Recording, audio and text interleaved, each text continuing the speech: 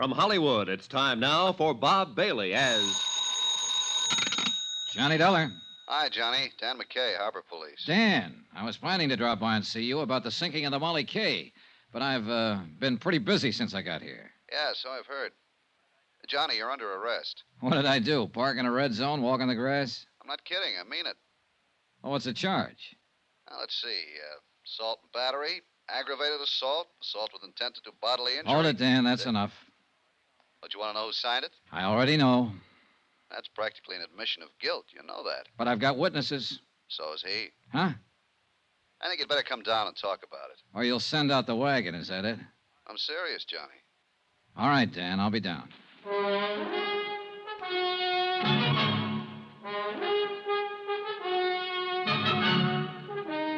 Tonight and every weekday night, Bob Bailey in the transcribed adventures of the man with the action-packed expense account, America's fabulous freelance insurance investigator. Yours truly, Johnny Dollar.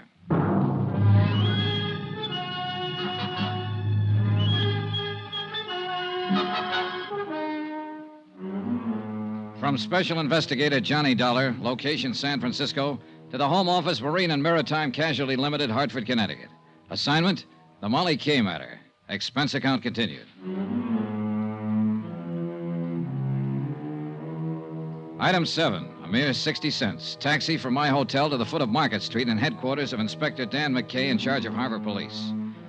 I'd known Dan for years, well enough to realize that knowing him wouldn't make any difference. Not when he had a warrant to serve. I knew the charge wouldn't stick, of course, but it could slow me down. And I figured that was exactly why it had been filed. You may be right, Johnny. Maybe Captain Brawley did file charges just for nuisance value. Keep you out of his way for a day or two. That's exactly what he did. Nevertheless, the charge was filed, and a warrant has been issued. So what are you going to do about it? I know what I'd like to do about it. That's against the law, too. You know, you could be wrong, Johnny. Brawley may not be guilty of the Molly K sinking. I told you the whole story, Dan. The facts add up. What do you think? I think you've got an awful strong case, but it's still based on circumstantial evidence. Well, what else is there to base it on? The rest of the evidence is out past the harbor there, out beyond the Golden Gate, a mile below the surface of the Pacific. Yeah, I know. Most of the cases we handle here in the Harbor Division are like that. Well, then you can see the problem I'm up against. Yeah, I can see it all right. That's a big harbor out there, Johnny. Biggest natural harbor in the world. A lot of square miles of water. A lot of miles of shoreline. And a lot of ways of covering up a crime. As far as disposing of physical evidence, it's true. Body can be thrown into the bay, a weapon, so on. Sometimes we recover it, sometimes we don't. It's tough, Johnny. Yeah, I imagine. Real tough. Hey, that's the SS Maritonia, arriving from Ceylon, Java, the Philippines. She'll dock at Pier 14. The cargo is probably spices, mahogany, raw ore.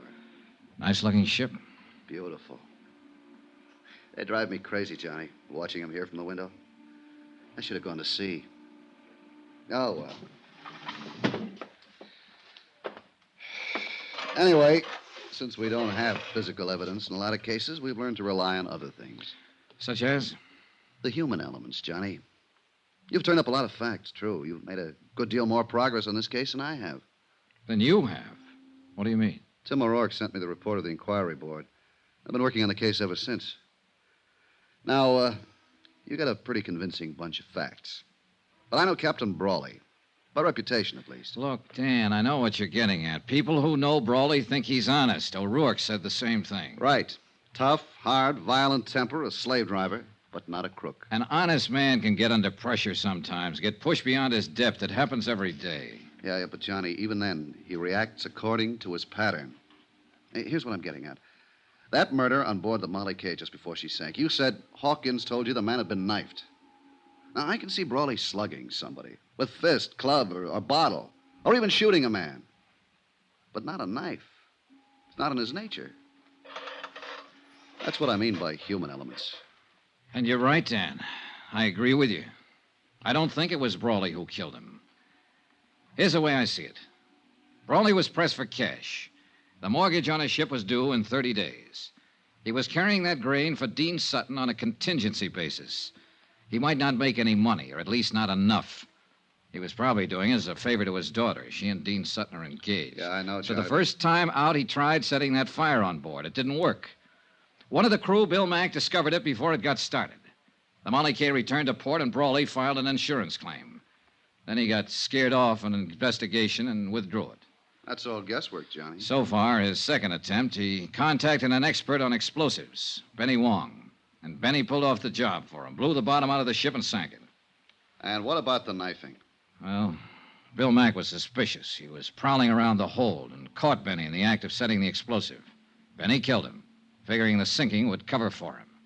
But by accident, Hawkins stumbled onto the body before the ship went down. Well, that adds up, Johnny. It's hard to argue with you.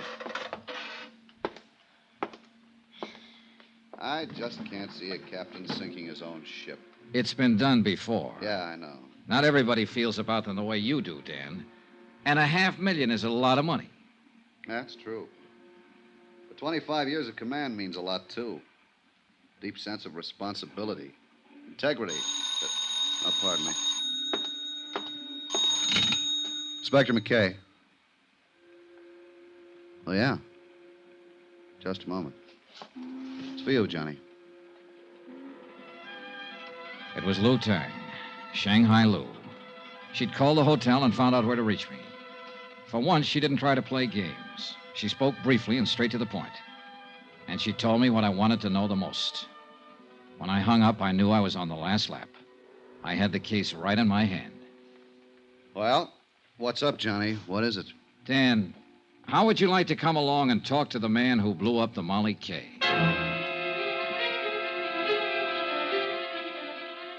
Item 8, 80 cents. Another taxi. A short run from the foot of Market to Fisherman's Wharf.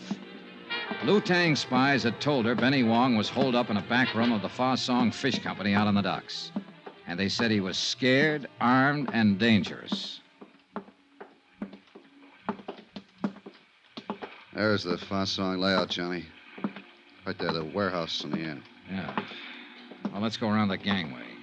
Lou Tang said the room was on the back corner. Say, Johnny, why don't you wait here? Let me take him. This kind of thing is part of my job. But he's my pigeon, Dan. I found him first. There's a door at the back. That must be it. Yeah, only one it could be. Besides, I'm under arrest. If you left me alone, I might escape. Yeah, sure. You got a gun, Johnny? Yeah. All right. Let's go. We moved quietly up to the blank wooden door opening onto the gangway over the water. There were no windows in the back wall, so we were certain we weren't being watched from inside. We stopped at the door, and McKay reached for the knob and tried it gently. It's unlocked. Good. You ready? Yeah, go ahead. Hey, what? Hold it, police officers. Drop that gun. Drop it fast. This doesn't look much like Benny Wong, Johnny. No, it doesn't. Now, look here. What do you do, Dean? Go around with a gun in your hand all the time? You're making a mistake, Dollar. I don't know any more about this than you do. Any more about what? What are you doing here, Never Dean? mind, Johnny. Here's what he means. Huh? Oh. Well. So we don't talk to Benny. Shot 3 times. Yeah. Any one of the bullets would have done the job. You weren't taking any chances, were you, Dean? I didn't shoot him. I just got here. How did you know where he was hiding? I didn't. I didn't know anything about him. I got a phone call. Somebody said to meet them here. Said they gave me the lowdown on the sinking of the Molly K. What somebody? Who was it? I don't know. Man or woman? Man, I think. Voice was muffled, so I came here to meet them. And we find you standing over a dead man with a gun in your I hand. found him like that. I figured it was a trap. I don't know anything about it. Oh, no, of course you don't. You're just a babe in the woods. Hold it, having a- Johnny. Barking up a wrong tree. What do you mean? This man's been dead for several hours. Since early morning, I'd say. And he was shot with a .45. This gun of Sutton's is a .32. So that's that. Johnny, what was the caliber of the gun you saw Captain Brawley wearing? A .45, Dan. I'll put out a bulletin and we'll pick him up. Wind up. The bets were all in. There was nothing more ahead but the showdown. Dan tore up the warrant on me, of course, and I went back to my hotel room to wait it out. That seemed the safest place to be. Brawley would be desperate now, half out of his mind. And of all the people he hated most, I was number one. So I lay back on my bed and waited. I reached my gun from the lamp table, moved quietly over to the door, and took hold of the key. Who is it? Let me in, Johnny. Ellen. Just a second. Come on in. Has he been here, Johnny? Has who been here? My father. The last time I saw the captain, he was lying unconscious on a barroom floor. I just put him there. That was last night. Yes, I know. Well, what made you think he'd be here? I don't know. Guess I thought... I don't know what I thought. Oh, easy now, honey. I'm scared, Johnny. Hold me, please. I'm so lonely and scared. It's all right, Ellen. Easy now. He came home last night after he fought with you. He was furious.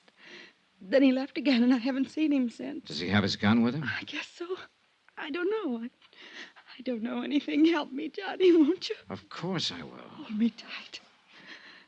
Kiss me. Ellen, Last honey, night look. when you kissed me, I wasn't scared then. I was lonely. Look, honey, would you... Hold me, Johnny. Closer. Wait a second. Johnny Dollar. Dan McKay, Johnny. Yeah, Dan. We picked up Brawley on the waterfront a half an hour ago. Thought you'd want to know. What's he say? Denies everything. Says he was home asleep all night. Says his daughter will back him up. Uh-uh. I happen to know different on that. Yeah, I figured he was lying. We'd already been out to his house. Found his gun.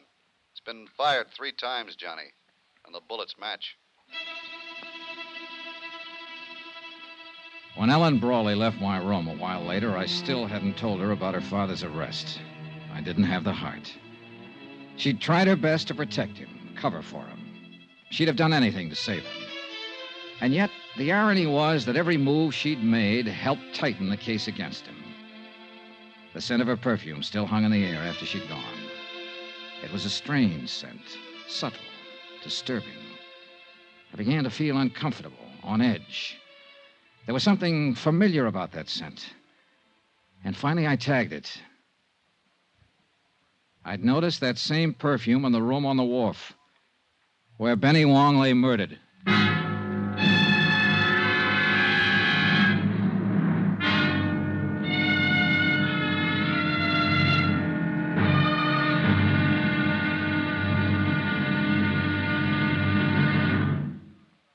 Now, here's our star, Bob Bailey, to tell you about tomorrow's episode of this story. Thanks.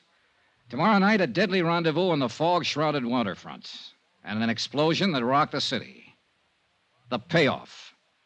Join us, won't you? Yours truly, Johnny Dollar.